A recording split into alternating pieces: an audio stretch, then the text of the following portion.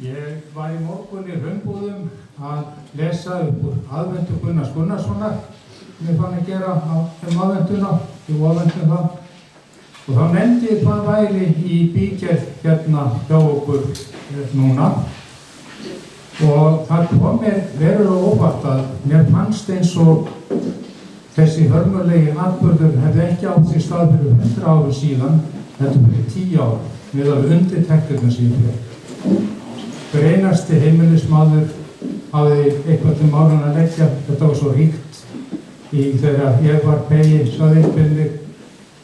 Og miðað við fjöldan sem kemur hérna, sem talsvert mikið umfram það sem við bjuggumst við, að þá ljóst að það hvílir líka á eyjabúum vitundin þennan hörmulega atburð og þá auðvitað það sem við erum að gera, ekki bara minnast hans með dagskrá hér í húsi, heldur líka í Fylki núna, burðargreinum í Fylki grein Helga Bernódussonar slysið og síðan afhjúpun eða förum við og það steinn sem ber minningarskjöld, það komið fyrir á minningarskjöldi, komið fyrir samantekt þennan viðburð.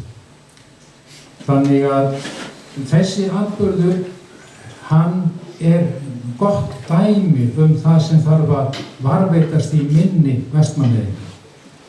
Það greinilegt að það varðveitist í vel í minni hinna elstu, það varðveitist líka vel í minni ykkar sem yngri eruð, en það þarf að halda áfram, þessi minning þarf að lifa áfram. Og hún lifir best með því að vera sem næst sínum stað með augljósan og óbrotgjarnan minnisvarða eins og steinninn sem komin út á Eiðið. Og það fjórmenningaklíka sem stóð að baki þessu átaki undir dyggri leiðsögn Helga Bernódussonar sem var fatamaðurinn að málinu ásamt Arnari Sigurmundssyni sem fylgdi honum sem skugginn væri. Og síðan áttum við Marínó Sigursteinsson sem hefur nú marga fjöruna sopið og þurft að taka mörgum steininum til þess að koma honum upp og hefur reist hér eins og við þekkjum minnisvarða víða eyjun okkar.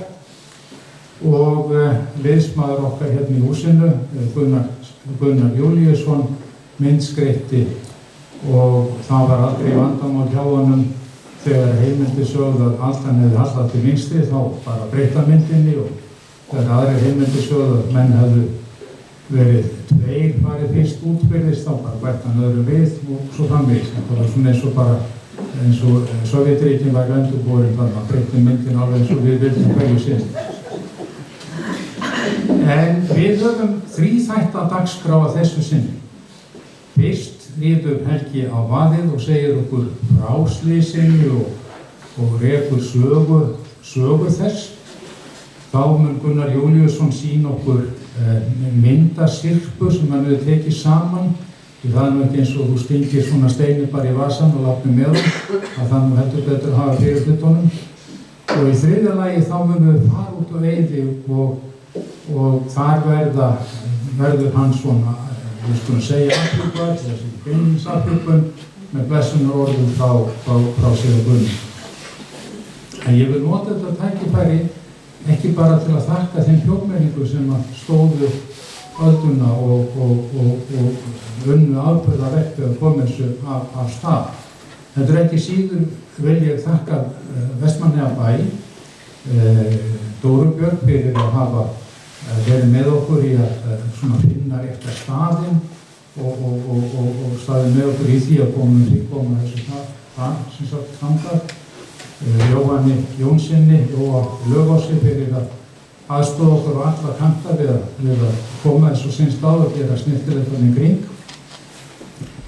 Og Vestmannaeyjabær veitti þessu verkefni úr vildu hafa áhrif.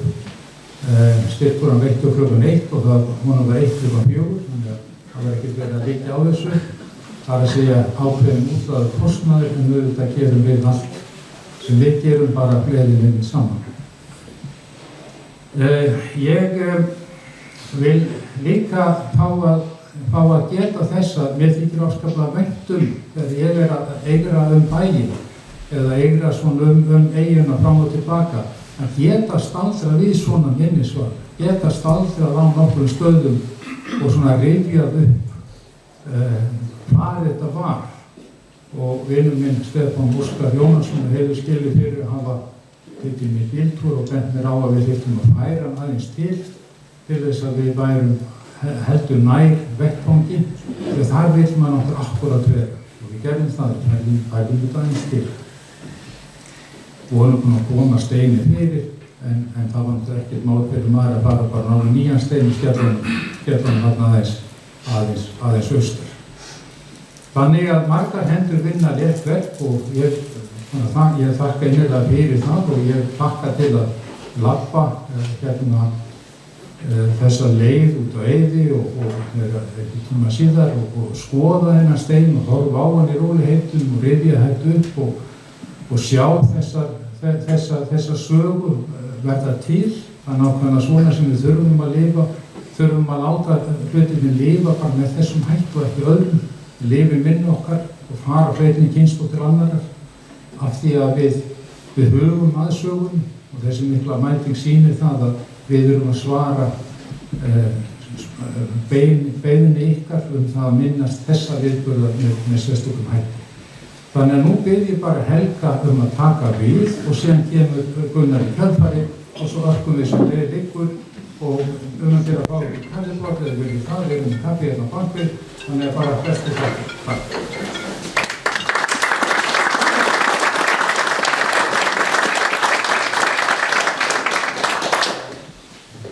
Sæl, blessuð, ég gaman að sjá hvað þetta vel sótt og vel mannað hér í húsinu. Ég ætlaði aðeins að fjalla þetta sjóslys sem mér var auðvitað sagt frá heima og ég átti þess kost líka að heyra frásögn Jónasar á Grundabrekku sem ég vann með í hræðslustöðinni 2 sumur. Við gátum skrifað aldursár okkar með sömu tölustofunum, ég 1,8 og hann 8,1. Og hann kom til Eyja 16. desember 1924 og fór held ég ekkert frá Eyjum eftir það, ekki til búsetu annar staðar.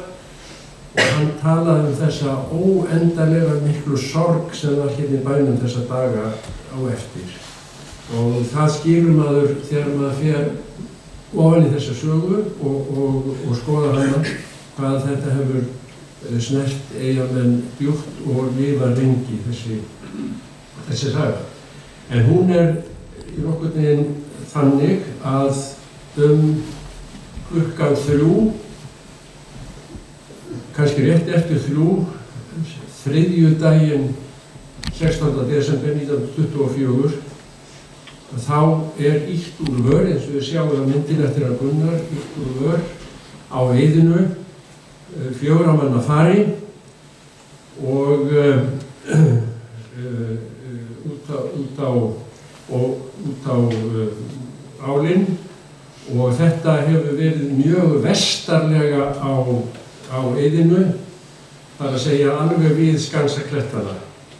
Og ástæðan fyrir því hefur væntanlega verið sú að Gullfoss sem kom þarna þetta leyti hefur sett skeyti í land og beðið afgreiðslu og hefur sagt að þeir geti ekki lagt á ytri höfninni, heldur vilja fara í var við Eiðið, að þeir hafa lagt þarna vestarlega því að Esjan kom morguninn, þið sjáu hana líka sem sagt hægra megin á myndinni og raunar var breskur togari þarna fyrir utan líka í Vari og var að sækja aðstoð til Eyja.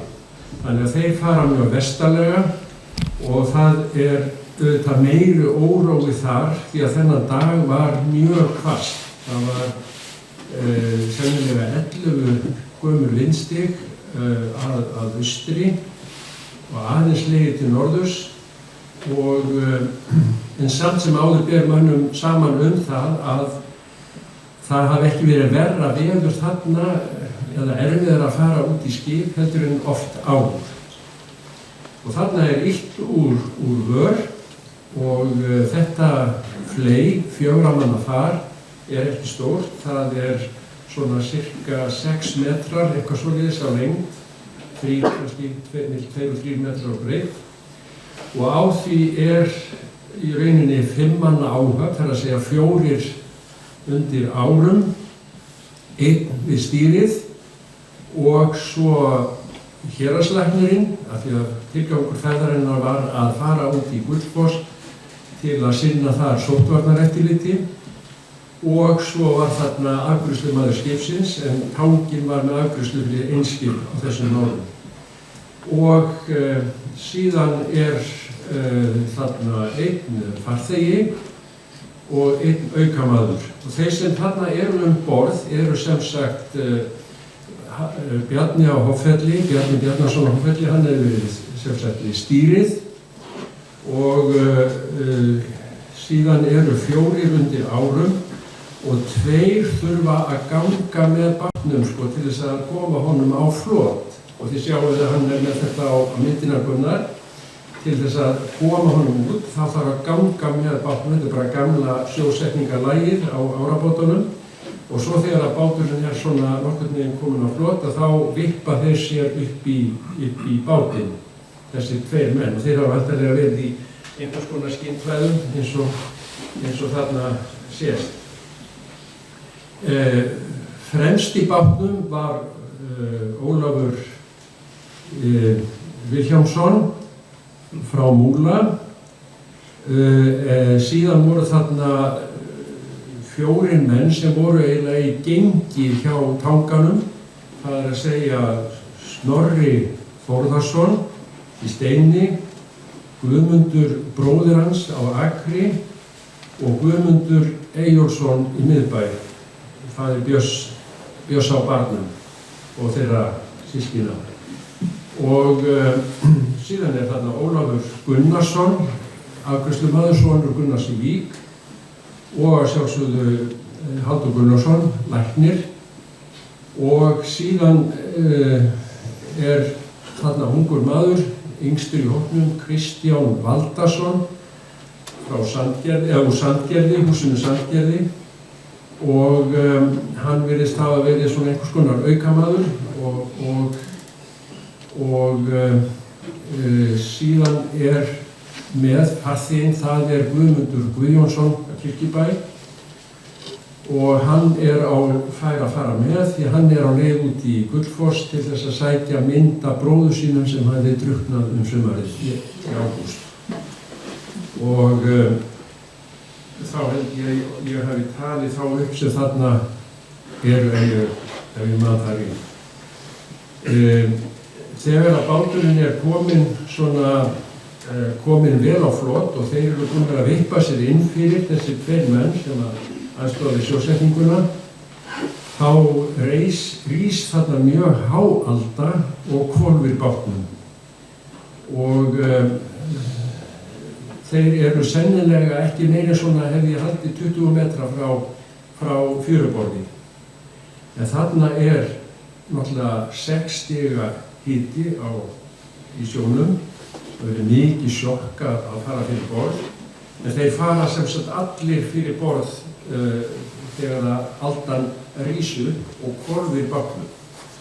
Allir nema Ólafur Vilhjálmsson, hann virðist einhvern veginn halda sér í þóttuna, hann frammi í bakkanum, heldur sér í þóttuna og hefur sennilega verið meira og minna í skipinu allan tíman, þó það sé ekki alveg ljóst hvort hann hefur verið á kýli bátsins eða hvort að bátnum hefur í rauninni hvort allavega fóru allir í sjóinn. Og það svo einkennilegt og það sem sagt vesturfall þarna og það mjög aðdjúpt þarna, það enginn sem getur staðið, það allir á floti og þeir eru ekki allir syndir, það alveg klárt mál, en einhverjir eru örugglega syndir en þeir ná heldur ekki að synda í land eins stutt eins og þetta var. En þetta hefur verið átakanlegt að vera þarna í fjörinu og horfa upp á þetta. Það ber ekki öllu saman það hversu margir áhorfendur voru að þessu slysi. Sumir segja að hafa verið nokkrir, aðrir heimildamenn segja að þeir hafa verið 4. En svo daginn sem að þessi samkoma var auglýst, þá hringdi til mín maður, Garðar Björgvinsson, og sagði mér þær fréttir að hann hefði heyrt það af föður sínum, Björgvini, Garstöðum, að hann hefði 10 ára gamall verið á Eiðinum þennan dag á þessum tíma og orðið áhorfandi að slysinu. Félagi hans, sem hann mundi ekki hver var, fór niður í fjöru, svona til þess að bjarga einhverju, en auðvitað gat hann ekkert gert, en Björgvin fór inn í bæ. Það var engin viðbúnaður í þarna, það var engin björgunarhringur eða neitt. Þeir svamna bara í sjónum, þarna sjómennirnir, og hafa sennilega drukknað bara á tiltölulega skömmum tíma. Það eru heimildir það að Halldór læknir sem var í kápu, vatnsheldri kápu og með mikið belti sig, að hann hafi, og flaut þess vegna mjög auðlega, hann hafi sem sagt eitthvað geta synt, sennilega upp undir 20 mínútur eftir því sem heimildir segja, en hann hefur sennilega orðið fyrir höfuðhöggi þegar hann fór fyrir borð, hann Halldór, því það var mikið stórgrýti þarna í fjörunni. Ólafur Gunnarsson var örugglega syndur, afgreiðslumaður skipsins, ungur maður, og hann svamlar eitthvað í sjónum og mun hafa sagt við Ólaf Vilhjálmsson: haltu þig í bátnum, ekki fara í sjóinn. En hann komst ekki lengra og hefur sennilega stífnað upp og sokkið, en hann lík hans fannst aldrei. Hann hefur sennilega borið í vestur að dröngunum þar, sem sagt Stóra Erni og Litla Erni. Þetta sem sagt gerist þá líklega eitthvað milli 3 og 3:30 þennan dag, eitthvað svoleiðis, og það kemur ekki hjálp fyrir svona sennilega eftir 15 mínútur eða eitthvað svoleiðis þegar þeir eru búin að svamla í sjónum. Það eru sögur það, minnst að kosti 2 sem ég hef, það að menn hafi verið með lífsmarki þegar fyrstu menn komu þarna að. Þeir voru setti, það var bundið þá að menn látti fara út með útsoginu að reyna með stjökum að krækja í menn, annaðhvort líka eða þá einhverja sem lífsmark var með. Mér sagt til dæmis að það hefði verið mjög glöggt með Snorra Þórðarson að hann næðist, og sömuleiðis held ég að hann hafi verið lífsmarki eins og Guðmundur Þórðarson á Akri. Og ég það í greininni í Fylki að Lárus Guðmundsson, sem vann í Haraldabúð og margir kannast eflaust við hérna, Ræverki, Guðmundur sonur hans sem sagt dró fram skrif móður hans, sem sagt skrifaði þá eftir honum, og hann gat ekki talað þetta bara fyrir en hann var á dánarbeði, að hann hefur sennilega, hann segir frá því að hann hafi sem sagt verið í Tangahúsi þegar einhver hrópaði: það voru slys á Eiðinum, og þá fara þeir niður í fjöru og þar bátur eða jörð eða gæna, og þeir róa yfir á Eiðið, fara þar yfir, og eftir frásögn Lárusar þá sá hann föður sinn svamlandi í sjónum og telur sig hafa séð lífsmark með honum. Dálítið dramatísk frásögn. Hver var tilgangurinn með þessu? Þetta var sem sagt regluleg ferð héraðslæknisins, hans Halldórs Gunnarssonar, út í skip. Það var krafa sérstaklega eftir að spænska veikin kom hérna strax í niður haustið 1918 og tók sinn toll hér í Vestmannaeyjum, mjög ríflega, bæði börn og fullorðið fólk. Að eftir það þá var sem sagt hert mjög á sóttvörnum og svo þegar að þeim létt þarna snemma febrúar-mars líklega 1919 þá vörnunum snúið að þeim skipum sem að koma til lands Íslands, utanlands frá. Sóttvörnum innanlands var eiginlega aflétt meira og minna en öllu beint að þessum skipum og þá var reglan svo að þar sem skipin koma fyrsta landi, þar skal héraðslæknir eða sóttvarnalæknir fara út í það skip eða borð í það eða lagsta bryggju og athuga með heilbrigði áhafnar og farþega og fá gögn og annað slíkt. Þetta gerist svo 1924, þá voru sem sagt 5 ár liðin af þessari framkvæmd og það mjög athyglisvert og eiginlega sorglegt til þess að vita að Sigurður Sigurðsson lífsali, sá frægi sem var hér á apótekinu og mikill frömuður í björgunarmálum og skáldgott eins og þeir þekkið, hann sem sagt skrifaði grein í Morgunblaðið snemma í janúar 1925, rétt eftir þetta slys og telur að þessi ferð og þetta sóttvarnar fyrirkomulag hafi verið alveg orðið óþarft vegna þess að það var hægt að hafa bara loftskeytasamband við skipin og fá samband við skipherrann og fá bara upplýsingar það, einhver vitni það borð að það sé leiki eða eitthvað slíkt og ef menn höfðu verið til dæmis 5 daga á leiðinni frá Kaupmannahöfn eða Líð í Bretlandi eða hvað það var að þá átti ekki að vera nein hætta, þá átti sem sagt sótt að hafa komið fram meðal farþega. Gullfoss kom frá Kaupmannahöfn, kom við í Líð á Skotlandi og fer svo hingað til Íslands, sjálfsagt fæði á 3 dögum eitthvað svoleiðis á þeim tíma. Þetta sem sagt Gullfoss sem byggður 1915 eitthvað svoleiðis, fyrstu skip Eimskipafélagsins og í notkun alveg fram á 4. áratuginn. Hefur ekki gengið sjálfsagt mjög vel, býst ég við, og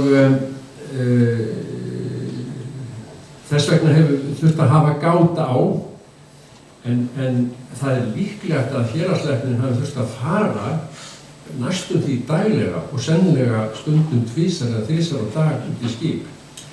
Hann vísu bara vonandi á ytri höfnina en líka í þessar ferðir og Sigurður heldur því fram að það verið mikil pressa á læknin og skipaafgreiðsluna að fara út svona næstu því hvaða veður sem var til þess að skipið þyrfti ekki að hafa langa viðstöðu hérna í Eyjum og þetta sitt áfram til Reykjavíkur. Þannig að það mjög sorglegt til þess að vita að kannski þetta ferðalag sem gert eftir lagaskyldu meira og minna óþarft.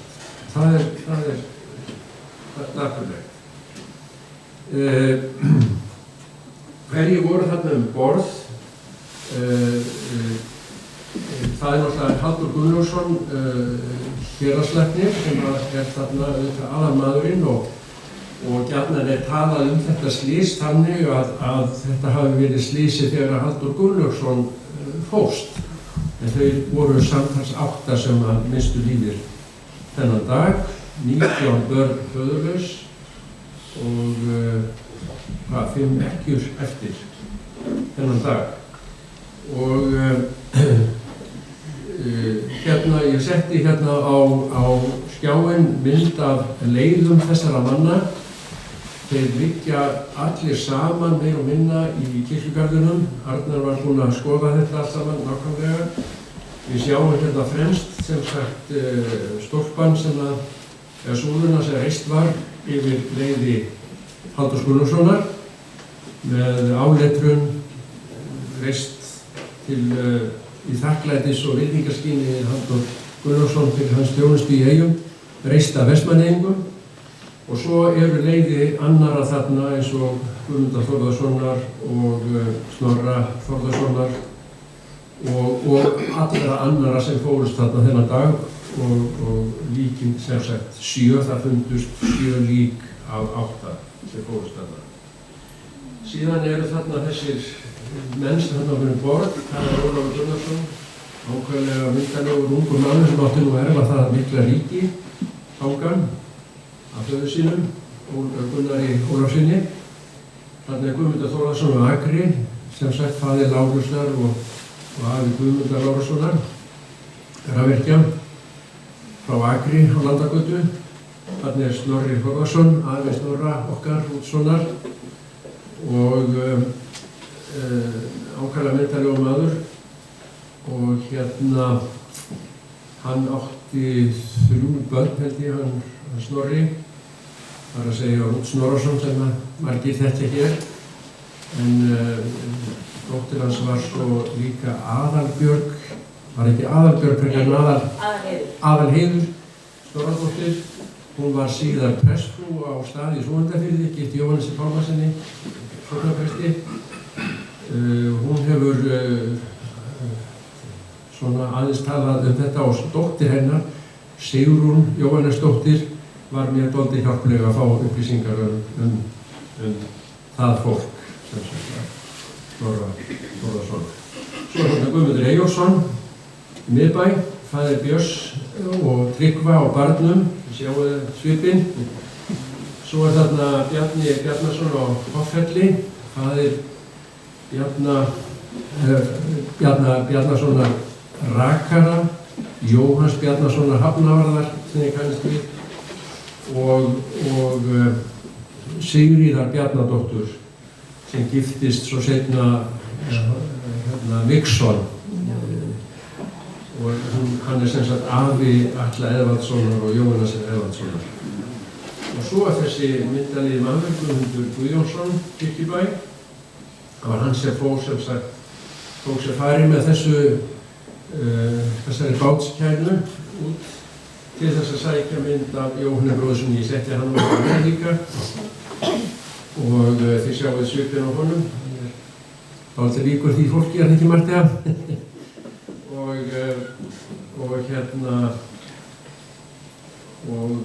Þetta mun vera myndin af sú sem var verið að sækja þarna út í Guðsfoss. Já, hann er Báru eða ekki. Bára Berg, Sóttan og systir. Já. Síðan er þarna sem sagt þessi lík fundust öll og svo af Halldóri, en aldrei fannst neitt af Ólafi Gunnarsinni. Það lík fannst aldrei, hann hvílir í votri gröf. Sá sem komst af, Ólafur Vilhjálmsson, hann var bjó á Múla, það var fíbíli þar, þannig að sem sagt hann var bróðir Gerðar á Múla og var skipstjóri. Þessi menn sem þarna voru borð, þetta voru einhver aukvísa, þetta voru ekki menn sem voru að gera þetta í fyrsta sinn. Þetta voru meira og minna allt saman formenn og vissu hvað þeir voru að gera. Og Ólafur Vilhjálmsson var formaður á bát og maður veit ekki alveg nákvæmlega hvaða ástæði hann fór þarna með, hvort hann var aukamaður eða hvað. En sem sagt, hann kemst af og er bjargað um borð í Esjuna. Það var þannig að þegar að slysið var orðið og fólk var komið út á Eyvi, þá fór einn maður upp á almenning, þarna rétt við fjárréttina og sendi merki út að Esju og með beiðni að bátur sem hafði verið sendur út til þess að taka vörur úr Esjunni, Soffí, á vegum Gísla Jónsson, hann var afgreiðslumaður fyrir skipútgerðina, að þeir kæmu og veittu hjálp En það virðist hafa dregist og sennilega hefur það tekið upp undir minnst kosti 20 mínútur eitthvað svolítið að þeir tækja almennilega við sig og kæmu. En þegar þeir sigla að, og það er líklega verið Andri Sig Baldurssaga sem var þar borð með Soffíu, að þegar þeir koma þá ná þeir honum Halldóri Gunnarssyni upp.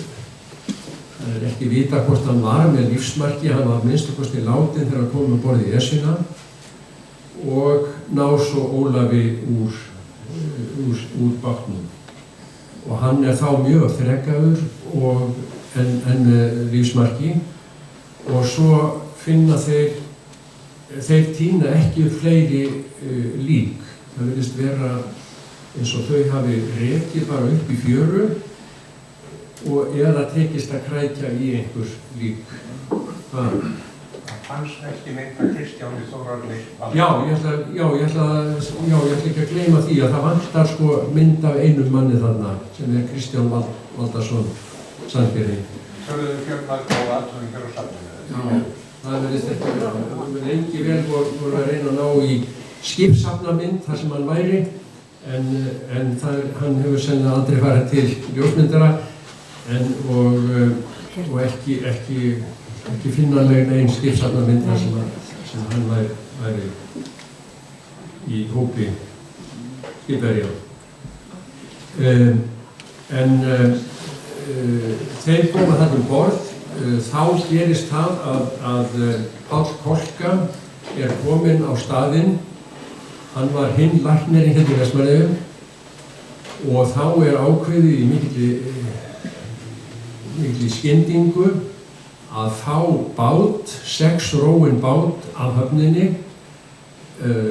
Hann er borinn yfir Eiðið, það er Jóhann Þ. Jósefsson sem stendur fyrir því. Hann er mannaður í skyndi og það vantaði ekki mannskap til þess og það er farið með Kolka og siglt út í Esju, eða róið út í Esju, en þegar að Kolka kemur þar þá gerir hann líkunartilraunir á Halldóri Gunnarssyni en þær ber engan árangur og hann er úrskurðaður látinn með áverka á höfði líka. En Ólafur, honum var gert til góða og sonur hans segir að þá hafi verið hellt mjög ríflega koníaki í hann þess að fá blóðið til að streyma. Og hann jafnaði sig tiltölulega fljótlega, líkamlega af þessu, en maður veit auðvitað ekki hvort hann jafnaði sig nokkuð tíma andlega. Þetta 4 manna far sem að þarna var notað var sem sagt eign Gunnars Ólafssonar í Vík á Tanganum. Það vill svo til og Arnar hefur eiginlega skorað það uppi að við getum rakið hvað varð þann bát. Gunnar virðist ekkert hafa viljað hyrða hann meira eftir þetta hörmulega slys og hann er sennilega seldur til Víkur í Mýrdal og það er hægt að rekja það og hann var notaður svona við vorveiðar þarna allmörg ár, alveg fram með 40 og lauk svo ævi sinni sem björgunarbátur í toga sem strandaði þarna á fjöru nokkuð austar. Og með greininni sem er í fylki þá birtum við mynd af þessum bát. Það er sem til mynd af þessum bát sem hét þá Kúði. Það var líka sögn það sem að maður hefur eiginlega ekki getað fest hendur á að það hafi verið einn maður sem ætlaði að koma þarna og fara með bátnum út í Gullfoss, einhverju erinda, en ekki náð áður en farið var frá landi. Páll Kolka nefnir þetta í sinni greinargerð en maður gat ekki fest hendur á þessu og þetta er svona líka dæmigerð flökkusögn sem getur orðið til við svona aðstæður. En svo gerðist það bara í fyrradag að ég fékk tölvupóst frá Eyþóri sem hafði verið í sambandi við Óskar Sigmundsson í Þýskalandi, Þýskalandi, Búsagan eða hvað það er. þá vildi hann á að í minningarritu Magnús Bergsson, þar smá klausa sem segir frá því að hann hafi einmitt verið maðurinn sem ætlaði sér að fara með þessum árabát upp í Gullfoss, en Rannveig Vilhjálmsdóttir sem síðan giftist, var frá gift Viggo bankastjóra, hún var eitthvað lengi að ganga frá þeim pökkum sem hann átti að fara með, þannig að hann missti af skipsverðinu. Það var búið að lesa þá gátu. Það svolítið merkilegt ef ég líka aðeins svo í lokin að heimildum slysið. Það mjög mikið skrifað þetta í blöðin og nú mjög auðveldur aðgangur að þessu á tímarit.is. Það auk þess mjög góð grein eftir Pál Kolka í ritinu Því gleymi ég aldrei, fyrsta bindi, stutt, ekki löng grein, sem heitir bara 16. desember 1924. Og þar segir hann frá þessu, hann ekki nákvæmur öll atriði, en það mjög mikið á þeirri frásögn að græða. Og síðan þessar dásamlegu dagbækur finns í Uppsölum, sem að kannski einhverju muna eftir og var hér síðast öskukall, en hann skrifaði dagbækur eiginlega alveg frá því 1920, rétt eftir 1920, og hann byrjaður að skrifa og þær bækur voru sem sagt varðveittar, það var ættingjar eða einhverjir sem kom þessu til Haraldar Guðnasonar. Harald lét mig hafa þetta og ég fór með þetta á handritadeild Landsbókasafnsins og fletti svo aftur upp í þessu núna. Og þá kemur ljós að hann með mjög verðmætar upplýsingar þetta.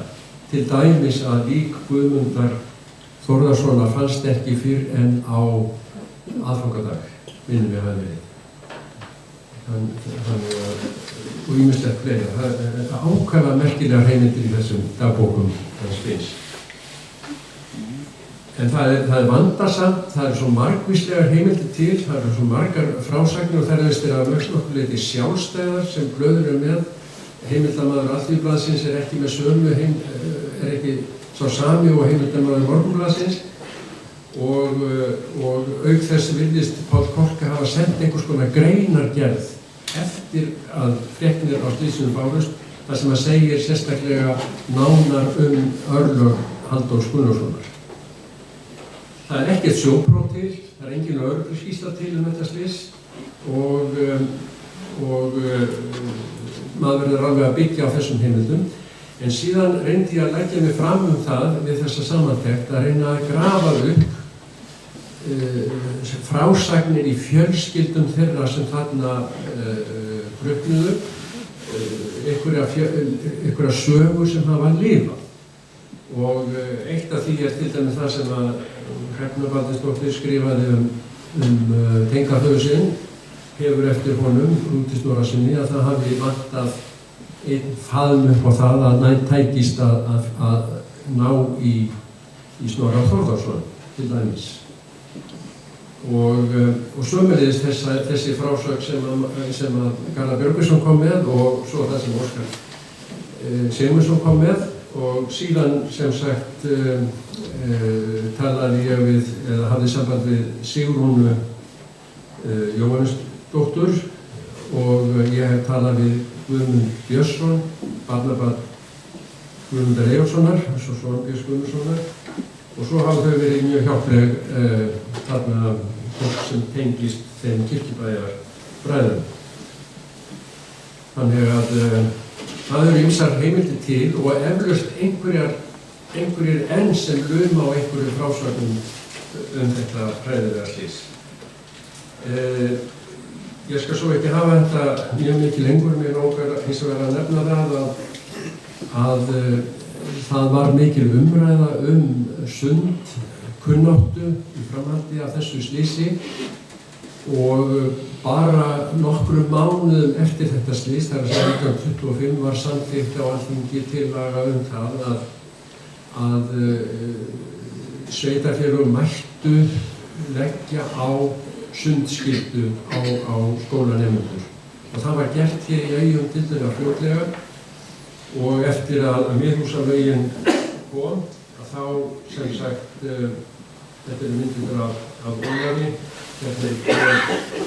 Það er sálmaskrá sem til eru, Halldórs Guðlaugssonar og Snorra Þórðarsonar.